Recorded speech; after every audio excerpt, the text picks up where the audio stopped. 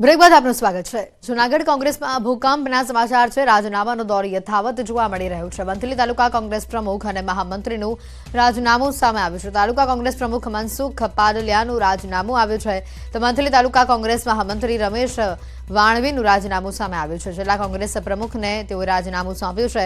કોંગ્રેસના તમામ હોદ્દા ઉપરથી તેઓએ રાજીનામું આપ્યું છે। ધારાસભ્ય અરવિંદ લાડાણીના રાજીનામા બાદ સ્થાનિક પદાધિકારીઓના રાજીનામા જ સામે આવી રહ્યા છે। ટૂંક સમયમાં ભાજપમાં તેઓ જોડાય તેવી પણ શક્યતાઓ વહેતી થઈ છે। ધારાસભ્યોના રાજીનામા બાદ કોંગ્રેસ પ્રમુખ રીતસરના બગડ્યા। ધારાસભ્યોના રાજીનામા પર ગુજરાત કોંગ્રેસ પ્રમુખ શક્તિસિંહ ગોહિલનું નિવેદન સામે આવ્યું। ભાજપ કોંગ્રેસ મુક્ત રહી કોંગ્રેસ યુક્ત થઈ રહી છે। કોંગ્રેસ મુક્ત ભારત ક્યારેય નહીં થાય।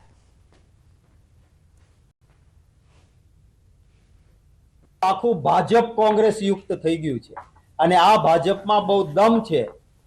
ઋષિકેશભાઈ, તમારી બહુ તાકાત છે ને તમે સારા કામ કર્યા છે, તો કાલ સુધી તમારા નેતાને કોઈ રંગાબિલ્લા કહેતા હોય, પાગલ સાથે સરખાવતા હોય, એને ખેસ પહેરાવીને તમારા પ્રદેશ પ્રમુખના વિશે આખા ગુનાનો ઇતિહાસ જે રજૂ કરતા હોય, એના ખોળામાં બેસવાની તમને કેમ જરૂર પડે છે? વિચારો તો ખરા। ઉમેદવારો માટે કોંગ્રેસનું મંથન સામે આવ્યું છે। આજે દિલ્હીમાં કોંગ્રેસ ચૂંટણી સમિતિની બેઠક મળશે। સાંજે મળનારી આ બેઠકમાં ઉમેદવારોના નામો પર ચર્ચા થશે।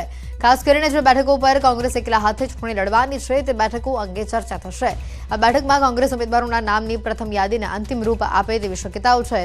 બેઠકમાં કોંગ્રેસ અધ્યક્ષ અને ચૂંટણી સમિતિના અધ્યક્ષ મલ્લિકાર્જુન ખડગે, સોનિયા ગાંધી સહિતના સભ્યો હાજર રહેશે। લોકસભાની ચૂંટણી માટે અગાઉ 2 માર્ચે ભાજપે 195 ઉમેદવારોના નામ જાહેર કર્યા હતા। ભાજપની પ્રથમ યાદી જાહેર થઈ ચૂકી છે। હવે કોંગ્રેસની પહેલી યાદી પર સૌ કોઈની નજર મંડાઈ છે।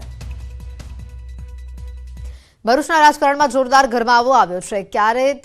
જ્યારેથી સમાચાર માધ્યમોમાં બીટીપીના અધ્યક્ષ મહેશ વસાવાના ભાજપમાં જોડાવાના સમાચાર વહેતા થયા છે, ત્યારથી જ ભરૂચ લોકસભા ચૂંટણીનો જગ રસપ્રદ બનતો જઈ રહ્યો છે। જે મહેશભાઈ વસાવા આપણા પુત્ર જે ભાજપમાં જોડાવાની તૈયારી કરી એને પૂછી લેવાનું કેમ ગયા છે તે।